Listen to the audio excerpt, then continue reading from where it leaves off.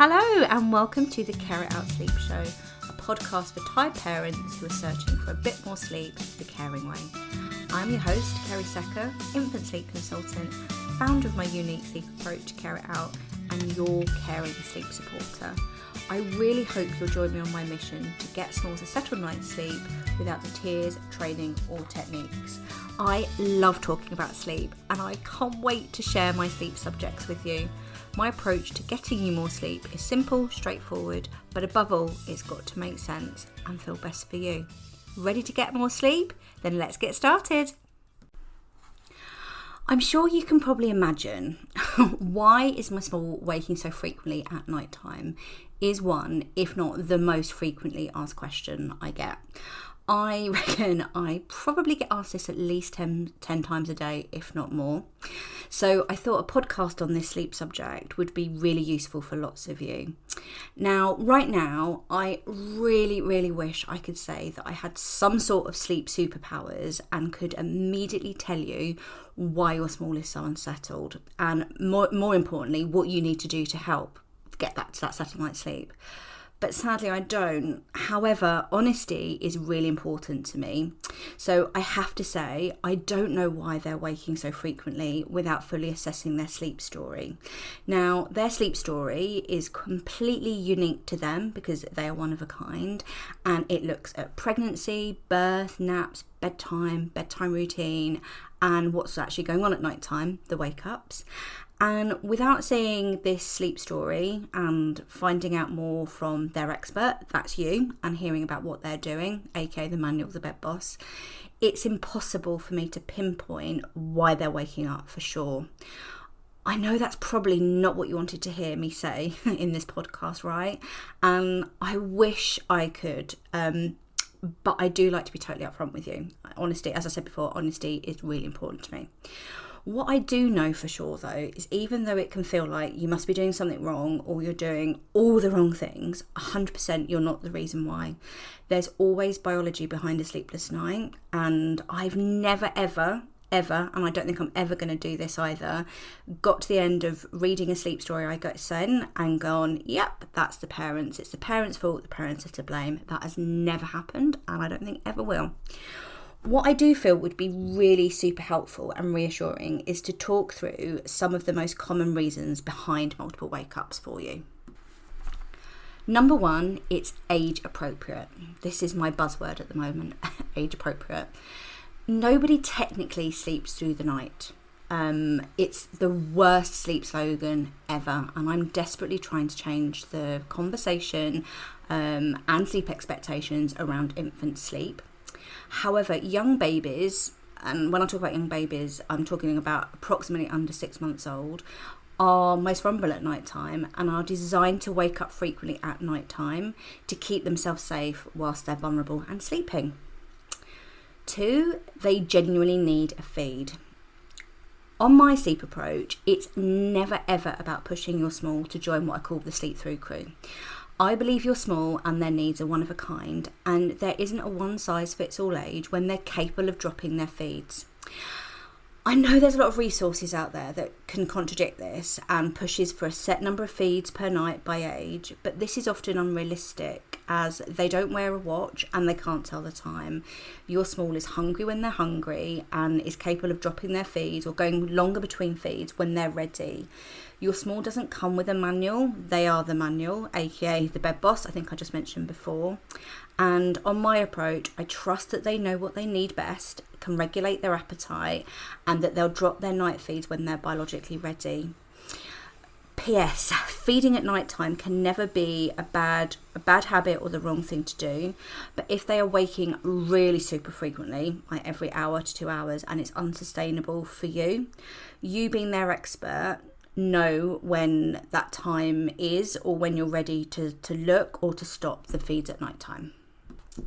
Number 3, sleep isn't linear.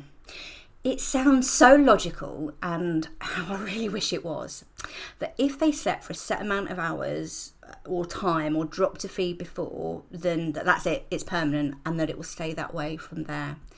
However, sleep sadly isn't linear or a straight line, and it's natural that it peaks and dips. And this is because your small is different on the daily and goes through teething, learning leaps, illness, and other things that can cause a bit of a sleep skid. Your small is constantly changing, and as they grow, so does their night needs, and how much exercise, stimulation or food they have during the day can also impact their sleep at night time. A great example of this is that it's quite common for smalls to start upping their night feeds again when they start crawling or getting more physical, and it can take a while for their body to adjust again. Number 4, they're overtired. This probably, I'm giggling there because I talk about overtiredness all the time. And this really is probably the most common reason behind a sleep struggle that I see in my practice. It seems so logical that if your small was tired, that they would fall asleep smoothly and stay asleep and have a settled night's sleep because they'd be so shattered. However, in reality, this is often not the case. Not that you probably need me to tell you that anyway. And this is because when your small is overtired, they produce cortisol, aka baby Red Bull. And the human body is so clever and prepped for survival. So this is like a sleep safety system for them, and it comes back to none of us technically sleep through the night. We all wake up numerous times a night to do what I call change checks to make sure we're safe when we're sleeping because we're vulnerable. And if we were so tired, your small or we may forgo our change checks and their survival can be compromised. Now that sounds really super drastic, doesn't it? But that's all we're doing is every day is getting through another day. So when your small is overtired, they produce this baby Red Bull, and it does exactly what it's designed to do. It does what it says on the tin, and it keeps them in a lighter sleep cycle, so that they will wake frequently and check in and make sure they're safe whilst they're sleeping. Now, the easiest way to prevent them getting overtired is having age-appropriate nap gaps. That's that buzzword again, age appropriate. Now, all I mean by nap gaps is the time in between from the time they woke up to the time that they next need another nap. And what it does, following age appropriate nap gaps, helps to control the cortisol, and it helps move with their melatonin, aka the sleep hormone. So what I'm going to do for you, I am going to pop my free nap gap guide link for you into the show notes. So don't forget to look there for all my age appropriate nap gaps by age. Lastly, I would also like to mention natural nocturnal behaviour. Now, some smalls, some more than others, are very noisy at night time and moan, groan, fart and shuffle. We all do, even though we don't like to think about it. This is more common post midnight when their melatonin, the sleep hormone, start to decrease, but you can see it all throughout the night for some. And if your baby is emotionally uneasy or crying, I always suggest responding to their needs straight away. On my approach, we always meet them at their point of need, and this isn't soft, spoiling them or stopping them from sleeping. It actually does the opposite. But just because they're awake and making noise, it doesn't actually mean or always mean that they're asking you for support. And going into them at night time is never ever the wrong thing to do, ever. Responding to your baby can never be the wrong thing. However, going into them when they're not asking for support, there's too many S's there, can disturb them and prevent them from stitching their sleep cycles together. And most importantly, you might be doing something because they're not actually awake. Thank you so much for listening to me, your host, Kerry Secker, on the Care It Out Sleep Show. I really hope you found the podcast reassuring, informative, and a little bit fun. If you did, please don't forget to subscribe to the show below, and I'd be so grateful if you could leave me some fabulous feedback.